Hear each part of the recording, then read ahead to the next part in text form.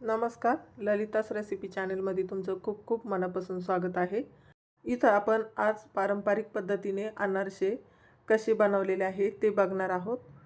हे अनारसे कमी तेलकट आणि खुसखुशीत होण्यासाठी एकदम सोप्या पद्धतीने बनवून दाखवलेले आहे. त्यासाठी व्हिडिओ शेवटपर्यंत बघा आणि चॅनलवर नवीन असाल तर सबस्क्राईब करा.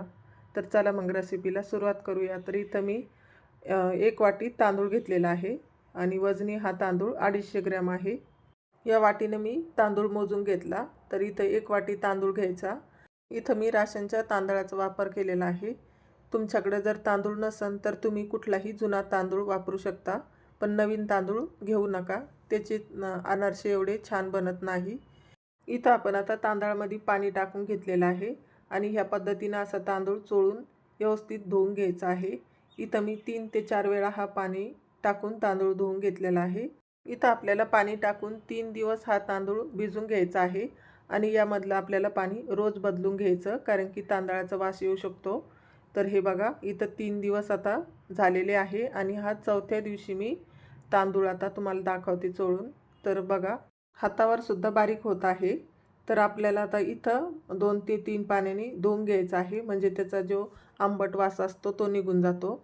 तर इथं मी आता चाळणीमध्ये टाकून घेतला धुवून आणि त्याचं पाणी निथळल्यानंतर आपल्याला हा तांदूळ एका कॉटनच्या कपड्यावर आपल्याला हा सुकत ठेवण्यासाठी फॅनच्या हवेखाली सुकत ठेवायचा आहे. तांदळातलं सर्व पाणी इथं निथळून घेतलं. त्यानंतर आपण आता इथं कॉटनच्या कपड्यावर टाकून घेतलेले आहे तांदूळ. तर हे बघा, आणि आपल्याला हे 1 तासभरच हे तांदूळ इथं सुकून घ्यायचे आहे. खूप जास्त असे कडकडीत सुकवायचे नाही. तुम्हाला दाखवते मी. हाताला असे दाबून बघायचे आणि हे बघा, सुकलेले आहे आपले तांदूळ. ओलसर आहे थोडेसे, खूप जास्त असे कोरडे झालेले नाही.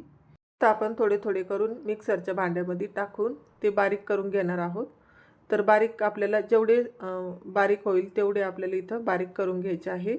इथं आपण छोटं भांडं वापरलेलं आहे तांदूळ बारीक करण्यासाठी, म्हणजे आपले तांदूळ छान बारीक होतील. हे बघा, या पद्धतीने इथं मी बारीक करून घेतलेले आहे आणि इथं आपल्याला हे चाळणीने चाळून घ्यायचे आहे आणि त्याच्यामध्ये ज्या कण्या असतात ते नंतर आपल्याला परत हे मिक्सरच्या भांड्यामध्ये टाकून बारीक करून घ्यायचे आहे. हे बघा, हे अशा कण्या राहतात त्या आपल्याला मिक्सरच्या भांड्यामध्ये टाकून पुन्हा बारीक करून घ्यायच्या. तर आपण इथं सर्व पीठ करून घेतलेलं आहे तांदळाचं. इथं आपण ह्या वाटीने 1 वाटी तांदूळ घेतला होता, त्याच वाटीने आपण इथं पाऊण वाटी गूळ घेतलेला आहे, म्हणजेच अर्ध्या वाटीपेक्षा थोडा जास्त घेतलेला आहे आणि वजनी हा 200 ग्रॅम आहे आणि आपण पावशेर तांदळासाठी 200 ग्रॅम गूळ घेतलेला आहे, म्हणजे हे व्यवस्थित प्रमाण होतं. आणि गूळ इथं मी बारीक करून घेतलेला आहे. इथं आपल्याला तांदळाच्या पिठामध्ये हा गूळ व्यवस्थित मिक्स झाल्यानंतर मिक्सरच्या भांड्यामध्ये टाकून आपल्याला या पद्धतीने बारीक करून घ्यायचं आहे. तर बघू शकता तुम्ही, व्यवस्थित आता हे मूठ वळले जात आहे, म्हणजे याचे छान लाडू बनवले जातील. हाताने मिक्स करण्यापेक्षा ही पद्धत सोपी आहे. पटकन मिक्सरमध्ये टाकून आपण हे बारीक करू शकतो आणि हा गूळ आणि पीठ एकदम असं एकत्र होऊन जातं. तर बघा किती छान लाडू वळले जात आहे. इथं आपण असेच आता सर्व लाडू वळून घेणार आहे. एकदा तुम्ही हे प्रमाण घेऊन बनवून बघा. खरंच खूप सोप्या पद्धतीने इथं मी तुम्हाला अनारसे बनवून दाखवलेले आहे. या पद्धतीने जर बनवले तर तुमचे अनारसे तेलामध्ये विरघळणार नाही आणि व्यवस्थित तुमचे अनारसे होतील आणि हे पीठसुद्धा तुमचं महिना 2 महिने टिकल अशा पद्धतीने हे पीठ बनवलेलं आहे. इथं जर तुम्ही खूपच तांदूळ ओला ठेवला असता आणि इथं गूळ जर किसून घेतला असता तर गुळाला पाणी सुटतं आणि ते पीठ सैलसर होतं. तर तुम्ही बघू शकता हे पीठ किती भगरा भगरा झालेलं आहे आणि एकदम सुटसुटीत आपले लाडू बांधलेले आहे. त्यामुळे आपले हे जे अनारसेचं पीठ आहे हे महिना 2 महिनेसुद्धा खराब होणार नाही आणि सैलसर पीठ जर झालं तर ते तुम्हाला 8 ते 10 दिवसातच संपावं लागेल, नाहीतर मग त्याचा वास येऊ शकतो. तर बघा, इथं मी 2 लाडू फोडून घेतलेले आहे आणि आपण हे 2 दिवस डब्यामध्ये ठेवले आणि 3ऱ्या दिवशी हा लाडू काढून आपण आता हा मळून घेणार आहोत. तर बघा, इथं 2 चम्मच मी पोहे खायचे जे चम्मच असतात त्या चम्मचने इथं मी दूध घेतलेलं आहे. तर 2 चम्मच इथं मी दूध घेतलं टाकून आणि पीठ आता हे व्यवस्थित असं मळून घेतलेलं आहे.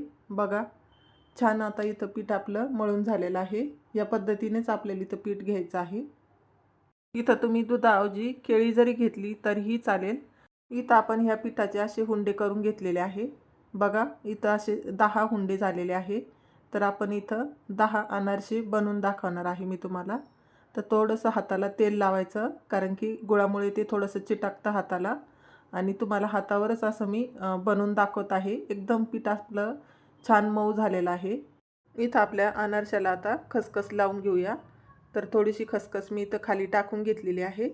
इथं आपल्याला खसखस एका साईडनीच लावायची आहे, दोन्ही साईडनं लावायची गरज नाही। आपल्याला फक्त एक साईडनी ही खसखस लावून घेतलेली आहे।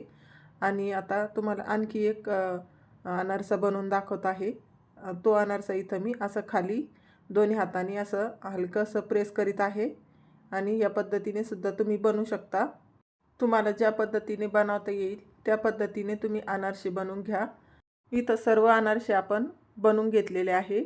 आणि आपण जी खसखस लावलेली आहे ती साईड आपल्याला वरती ठेवायची आहे। आणि असं हलकंसं तेल आपण यावरती टाकीत जायचं आहे, कारण की आपण हे एका साईडनीच अनारसा तळून घेत असतो। त्यासाठी आपल्याला याच्यावर तेल टाकत राहायचं आहे। तेल आपलं इथं मध्यम गरम पाहिजे, आणि इथं मी मध्यम गॅसच केलेला आहे। फुल गॅसवर आपल्याला अनारसे तळायचे नाही, कारण की ते लगेच मग लाल होतील आणि आतमधून कच्चे राहू शकतात। तर हे बघा इथं मी 2 अनारसे आता टाकून घेतलेले आहे। सर्वात आधी आपण एकच अनारसा टाकला, कारण की आपल्याला तेलाचा अंदाज कळतो। बघा इथं आपले अनारसे किती छान झालेले आहे। तेलामध्ये इरघळले सुद्धा नाही, आणि किती सुंदर कलर आलेला आहे। छान असा बदामी कलर आलेला आहे। इथं आपण अर्ध पीठ घेतलेलं आहे। अर्ध्या पिठापासून आपले इथं 10 अनारसे होतात।